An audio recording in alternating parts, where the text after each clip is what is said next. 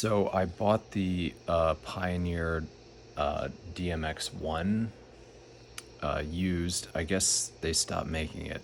So the nice thing about getting it used is that it basically, I guess, unlocks the lighting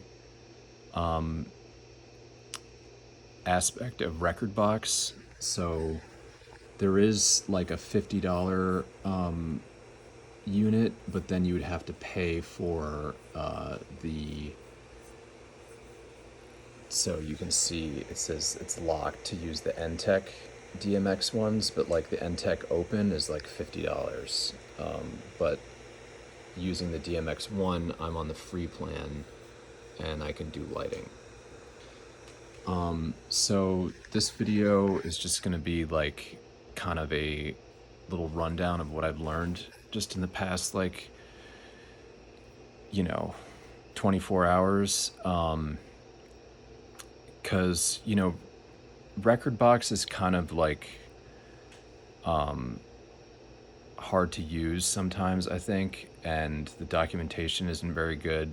But let me just kind of like walk you through what I've learned and kind of like step by step, so that like maybe you can basically be at a point now where I'll kind of show you like what I have first and then kind of walk through it. So the cool thing about like loading tracks like right from like a laptop, so like if you use like a controller or an XDJ, but you're loading the tracks in the laptop instead of from a USB, is that it will automatically analyze the tracks for phrasing, this thing called phrasing. So like to do that, you have to when you choose analyze track, so like right click and choose analyze track, you have to select this phrase button that's like not selected by default. So now anytime, but you can do it on the fly too. So now anytime you load any track, even if it's from Apple Music. So right now I'm in Apple Music. I'm using my playlists. It will automatically look at the song for like the style of what it is, and then assign these things called scenes, which are like basically, lighting styles based on like how it interpreted the music and what's going on in the music. So I'll give you an example here. I'm just gonna like have to put this over here, and then I'll move this guy up. And I'll turn that down. Okay, so now this is the selected deck, and let me just put this back here, and I'll just press play.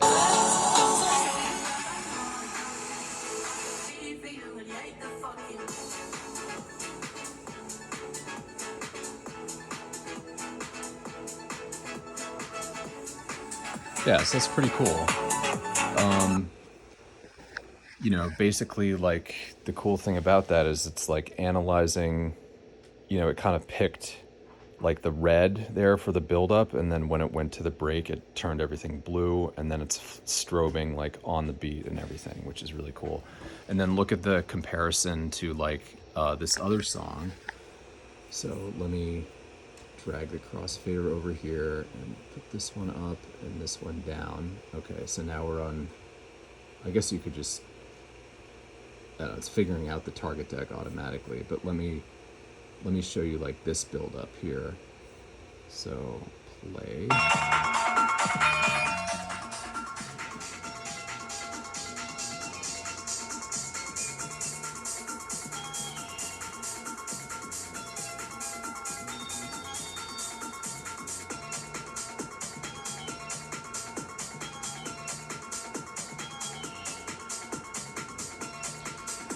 Yeah, so I mean, you kind of see like,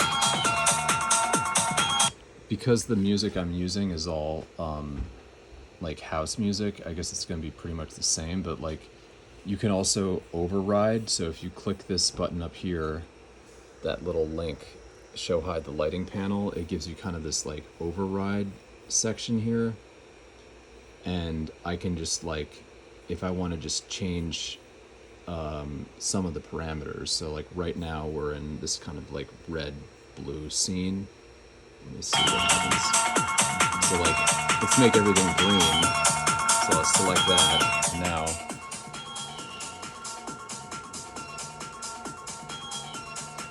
so you can kind of do this like on the fly stuff. How about cyan?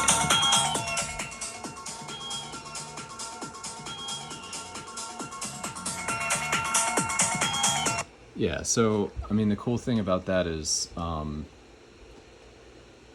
can do some like even some override stuff. You don't always have to go with this, and then you can even like, edit these scenes out. But like, the bottom line that's cool about this is like every track that you load is just basically gonna interpret it, for some cool lighting effects that are varied depending on the part of the music. And the thing that I like about that too, especially, is that like right before the drop, it just like blacks out all the lights and then knocks them back on, and it looks awesome. And then being able to like control the color, kind of like on the fly, I think would be like really nice too, and kind of the intensity and then like even like the strobe pattern and stuff like that, just to kind of like override it a little bit. So this kind of like really adds like a whole nother level to, spinning. Like I like using the laptop because I can use the Apple Music integration, but I also like having, like a full-fledged standalone DJ system like the XDJ XZ, which I have, where I can also have USBs plugged in. I can have my mics going in there. I can have an aux going in there. So, you kind of have this separate unit, but, using the, if the laptop is working well, then the lighting can really be just automatically tailored to whatever song you have loaded. So just to keep on going with the video, I'll show you real quick how I have it set up. So basically you go over here to performance and you go down to lighting. This is kind of like just the setup section. I did have to turn on lighting, so you go into preferences and then extensions and then enable, I think, was it this one? No, that's something different, but I forget where the lighting tab was. Anyway, yeah, I'm still using the free plan, but I guess the key to that was that, if you go out and find a DMX1 made by Pioneer, it's gonna kind of like hardware unlock the lighting ability. So that's a plus if you can find one of those. If not, you have to pay for a license to use one of like the NTech controllers. If you go on the Rekordbox documentation, it shows like which DMX interfaces work with Rekordbox now, because they don't make the DMX1 anymore. So but if you can find one, like I said, I think it hardware unlocks the lighting section. Okay, so now we're in lighting. The first thing you do, and basically like the hookup was just like, USB adapter to that unit. It doesn't need any power. I got some DMX wires, and these are like, I got 6 of them for like $50 or something like this. DMX wires seem to be more expensive than XLR cables, even though they use the same cable.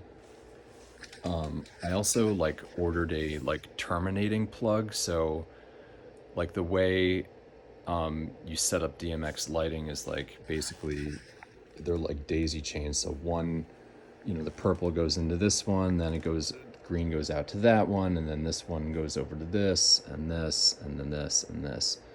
But at the end of the line, you're supposed to put a plug that it's like a terminating resistor. And they use that in cars and stuff. So it just kind of like, it helps separate the voltage on-off signal. So I have one of those plugs, I'll put it in. But my daisy chain is only like 6 fixtures right now, so 6 lights. Yeah, and these lights, that I got, these two rotary heads were like $100 for both. And then these par lights, I think were like $80 for 6 of them. So you can really, for a few $100, get a, kind of cool like lighting setup. I've got like this stuff. I just taped everything with black duct tape, the original boxes, but like I've got 12 par lights. This is a motorized light, and then these are the rotary head ones. And then I also have over there a laser that I got from a friend. So, we're kind of starting small, but just to continue on like how I got this set up. So, you connect the interface, you daisy chain your lights, and then basically like we're now like in the fixture library section here, and if you hit this like refresh button, it will download like the newest fixture library, and then you can like search for the light you have. So in this case, like I typed in the ZQ-0 2001, which is the rotary head one, and it popped right up with the unit. The par lights, though, it didn't find the model, so I just typed in like par 36. They're like 36 LED par lights and standard. And then like once you get a fixture, you just drag it into the area here, and then you can move it around to the start channel. So like if I was adding this light, whatever it is, not one that I have, but like I would say, okay, let's start it on channel 164, right? Then you would have to program your light on the actual light itself to choose the channel that you want to start at. So in this one, it starts at 10, and I'll just show you how I kind of can get that number. So I think if you go to address, enter, and then you can go up and down. So, but I want this one to start at channel 10, and then enter. So, yeah, the way, this one's actually starting at channel 1, even though it's like the second one on the daisy chain, but like everything receives all the info all at the same time, so it doesn't really matter. They don't have to be like in order necessarily on the chain. You just have to tell them like, hey, that guy is going to start listening at channel 1, and it's listening from channel 1 to 9, and this one's listening from channel 10 to 18. And then you just kind of like drag the lights around on the available channels to tell it like where to listen to. So that's 1 to 9 and 10 to 18. This one I'm going to get rid of because I don't use that. All right, so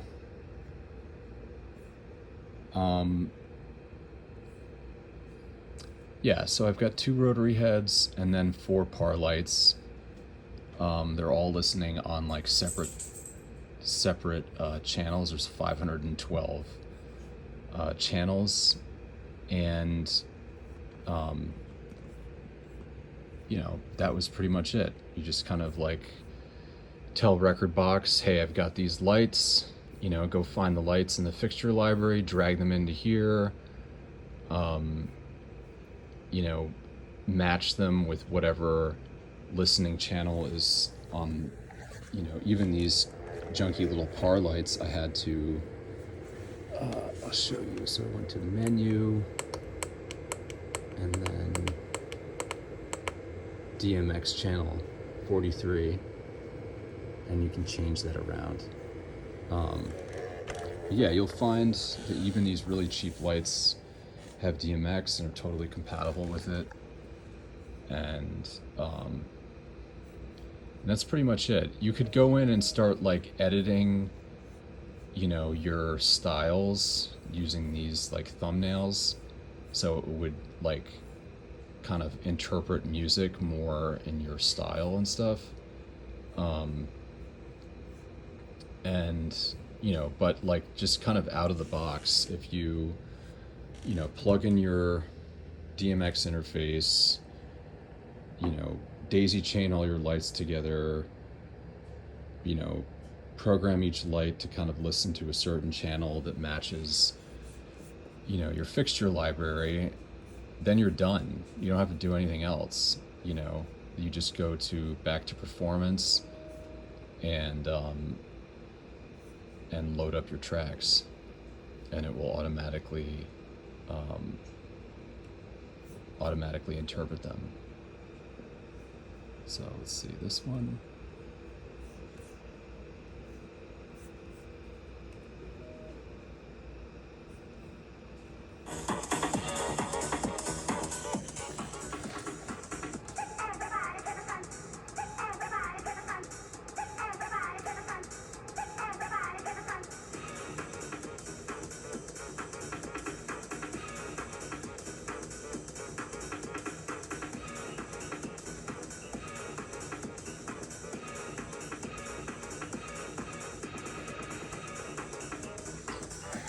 Yeah, I think it's really cool.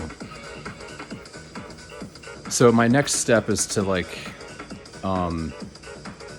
basically figure out a way that if you're playing music off of a USB on the XDJ, to then at least receive like the BPM, so that like I could kind of be off to the side when I have other DJs just playing off their sticks, and do some cool lighting effects that are on beat with that. But otherwise, if I'm just doing my parties and I'm always got my laptop connected, I think this is going to add a lot to production, just to get the lights to kind of like make more sense instead of just this constant kind of like flurry that they are, which is fine for kind of party vibes and keeping the energy up and everything, but like it would add a lot more if they were varied and on beat with the music, and especially kind of this like blackout and then they all come back on again. I think that's really cool. And it's really, since I already set the lights up anyway, like daisy chaining in some DMX cables and plugging in an interface, like what is that really going to take? Like another 15 minutes, of setup time. So I don't think it adds too much more to, complexity. Especially, the key is here that like you're already using Rekordbox to load your music as it is.